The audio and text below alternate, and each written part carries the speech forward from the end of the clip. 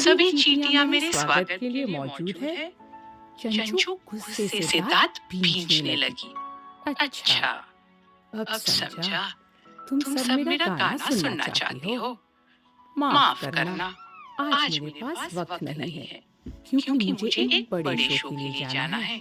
इतना कह रोमी वहां से निकलने को हुआ, लेकिन चींटियों ने उसका रास्ता रोक दिया। रोमी बोला, तुम सब एक तरफ हटो, मुझे जाने दो।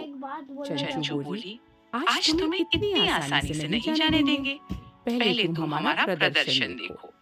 चंचू ने जोर से सीटी बजाई और हजारों चींटियां एक सेना की तरह परेड करती हुई आ गई। रोमी इतनी सारी चींटियों को देखकर चौंक गया। वुडवर्ड जंगल के हर कोने से चींटियां निकलती चली आ रही थी। देखते ही देखते रोमी के सामने चींटियों की एक मजबूत दीवार खड़ी हो गई। फिर वे सब हंसी और एक कड़ी में बंध गई।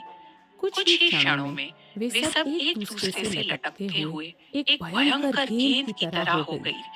ऐसा लगा मानो चींटियों की एक चट्टान अपनी पूरी ताकत से रोमी की तरफ लुढ़कती जा रही थी। अब रोमी घबरा गया। चींटियों ने अपनी गति बढ़ाई और डरे हुए रोमी से जा टकराई। रोमी के पैर हिल गए। आ! ओई! ओई! रोमी पीठ के बल जोर से गिर पड़ा। उन्होंने रोमी को घेर लिया और जोर-जोर से हंसने लगी। चींटियां रोमी को धक्का देती जा रही थी और साथ में काटती भी जा रही थी। जीत की खुशी में चंचू ने पूछा, क्यों? कैसा लगा हमारा प्रदर्शन? रोमी की चीख निकल गई।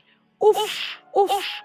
मुझे माफ कर दो चंचू, अब मैं फिर कभी तुम लोगों को नहीं सताऊंगा।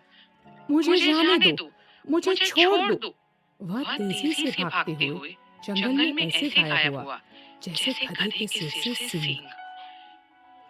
जीतने की खुशी में चींटियां चिल्ला उठी। तभी एडी और उसके दोस्त वहां पहुंचे। एडी के हाथ पर रेंगते हुए चंचू बोली, मुझे समझ नहीं आ रहा कि मैं तुम सबका धन्यवाद किस तरह से करूं। तुम्हारा सुझाव बहुत काम आया। हम सब ने एक चट्टान बनकर उस बदमाश रोमी को भगा दिया। अब हमें उससे डरने की कभी भी जरूरत नहीं पड़ेगी। एडी और उसके दोस्तों ने चींटियों को एक अच्छी सीख दी थी। जब पांचों उंगलियां मिल जाती है तब एक मजबूत मुट्ठी बन जाती है। नानी बोली, समझे बच्चों, जब हम एक दल बनकर कोई काम करते हैं तब हम ताकतवर हो जाते हैं। बच्चे मुस्कुराए। अब समझ आया कि नानी क्या समझा रही थी।